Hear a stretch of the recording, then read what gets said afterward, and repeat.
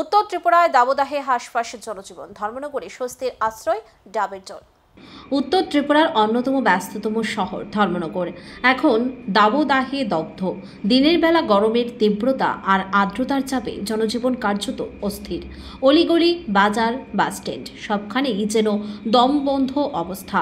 এই অবস্থায় একমাত্র ডাবের ঠান্ডা জলই হয়ে ওঠে স্বস্তির ভরসা।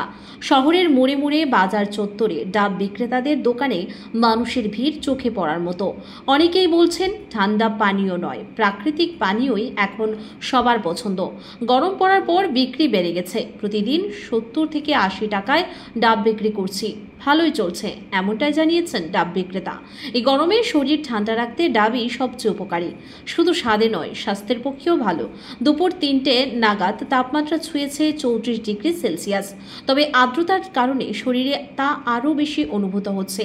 শেষ কয়েকদিন ধরে উত্তর জেলার বিভিন্ন অংশে একই অবস্থা।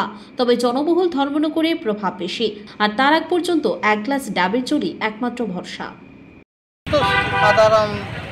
অত জল খাওয়ান লাগবো, ঠান্ডা জল, ডাব খাওয়ান লাগবো, এইগুলা পেটালা গরম সঙ্গে।